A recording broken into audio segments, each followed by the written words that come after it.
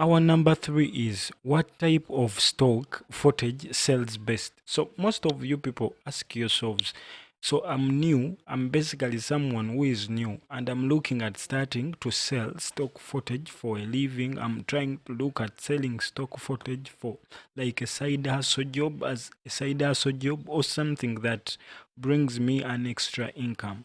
So one of the things that you should know is travel. Okay, so travel sells good, food sells better, sports also, leisure, animals, and lifestyle. Basically, it is like almost taking everything, because if we talk of lifestyle, each person has lifestyle. You get. So, the top categories for stock footage on platforms such as Shutterstock. Okay, high quality drone footage is also growing in popularity, but given there is still a gray area surrounding the legalities, it is recommended to obtain your commercial drone license before selling drone footage. What I would say about this is, for me, since I started uploading drone footage, sorry, since I started uploading drone footage, I haven't made any sales, but you happen to see uh, like sales, you happen to see views, huge views of that footage. So what I could say is, most of the times, the category that you think sells better may end up just having a lot of views. Okay, so upload what you think you can cover best, what you can exhaust, but all I would say is, have a reason.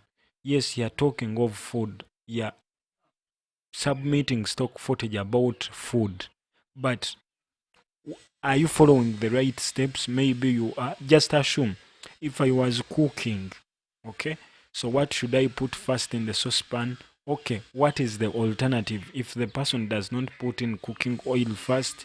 Maybe you get it, have a reason. So just imagine, so if it was me having made this video, overlooking some clips in my video that I'm basically making, what clip would I look for in food?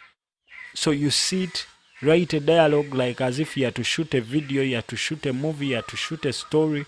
Which steps would you take while shooting? So that would make you make more sales. But if you just shoot that this category sells better than the other one, no. Maybe the category that I would say it sells better and it is a little bit scarce, but it needs you to first do research, is the medical category. Because I've tried and I've seen that even the prices are a little bit higher than these other stuff. Okay, because if at all I'm like, I shoot, I do a photo shoot, I will give an example. In Shutterstock, I happen to make some sales of like where I made a storyline, like I'm shooting a blind people photography. So I happen to shoot as a man is being helped, that stuff. Then it made sales like nothing, and the prices were a little bit high. Science stuff, technology stuff, because it is like on a rise right now. So, and some platforms happen to give trending tips, but the disadvantage of following trending tips is, when a trend goes off, it means it is worth having nothing on your platform. So you should keep that in mind. So always, that is why it is a little bit better to come up with your storyline as you try to shoot the footage. Okay. Then, what is the difference between commercial and editorial stock footage? So this is the issue here. So you find that most of the people shoot or upload image and it stops at the place of upload. It is not approved. They keep returning your footage, they keep returning your videos, saying that submit license, submit this.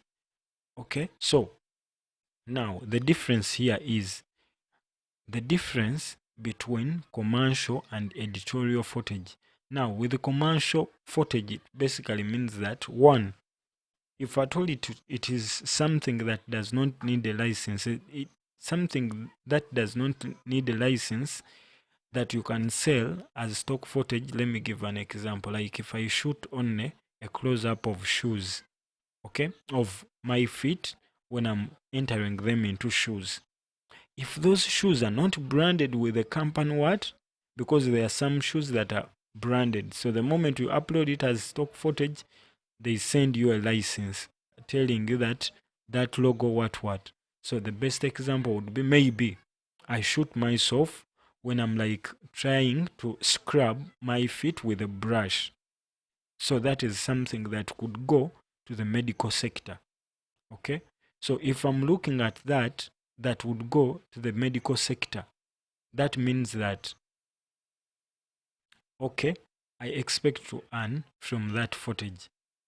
Okay, so if it is something that would go to the medical sector, I've shot maybe, no, sorry about that. So I've shot my shoe, like my feet, I'm scrubbing them with a brush or an African stone. Okay, so it means that I have to, I don't have to submit a license. Okay, so it means it is basically commercial and it does not need a license because it is not including anyone's face, first of all. So we consider faces and property, some property that is registered like shoes. Okay, it has a formula in which it was designed by a certain person, copyrighted it. Okay, so that to be sold as commercial footage, it means that you have to first submit a license. Okay, and some platforms have gone ahead to provide digital licenses like Adobe Stock, Shutterstock also does. You can submit your digital license online. Okay, that means these commercial footage, it basically means this footage that you're offering would be used for commercials like adverts, could be used for money. Like someone uses it for something that is to play on TV, like adverts, novels, books. You get, that is something that brings in money to him or that is paid for by different companies. Then when it comes to editorial footage, that is footage that you submit that is not going to be basically used for commercial purposes. Like it is not used like in stuff like adverts, movies. It is basically used on stuff that is basically free. Let me say I happen to write out a story and I would want to use your image, then I would go for that editorial picture, but I'm putting it in something that I'm not going to be selling off. I'm going to be including your picture or video in a documentary. Maybe it is sensitizing people, okay, but not paid for. Something that I'm not going to be selling off to earn money. It is used in stuff that is basically going to be given out for free. So let us take that for commercial footage or commercial stock footage or stock footage that is basically commercial, it is that stock footage that you happen to submit and you're looking at offering it to people that are basically going to be also selling the stuff that they happen to include that footage. Then for editorial, basically for people that are basically going to be using that footage and they are not going to be selling off, they are just going to be giving that content out basically for free. That is what you should know. Then when it comes, we happen to continue by saying it is pretty straightforward. Commercial footage helps sell products. Yes, and this best explains it well. Helps sell footage. Commercial footage helps sell products, while editorial footage is used by media outlets to help tell stories. That is it. Tell stories, and basically most of the times they are free. Okay, then this helps sell products. You're using it commercially. Okay, then commercial footage pays better, and most of the times for any commercial footage you happen to upload, when it includes human faces, what you have to pay. Okay, but it also comes with stricter stipulations. Contributors need model releases. So model releases were like the licenses that I was trying to talk about. So are the people basically in the pictures, did they happen to sign with you? Did they accept you to do that selling of their photos? So that is what you should look at and make sure that you submit those model releases as you also release that content to the platform to be sold. Then besides property releases, to sell stock footage commercially. Okay, that is for property. Those that include people, those are called model releases, that you have to sign model releases, and it is these people to sign that model release.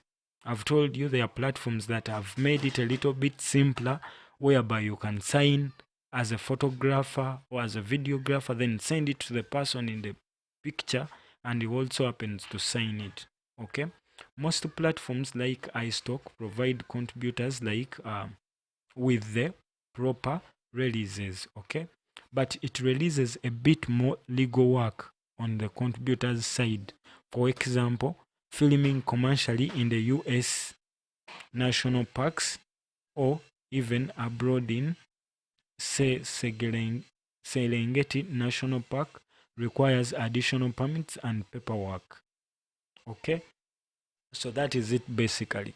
So you have to have that paperwork before you happen to submit, or else upload photos that are basically upload or use photos whereby you do not need model releases. Okay, then in our second, that is another video, so let us continue to another video where we are going to be looking at how do we shoot stock footage, how do you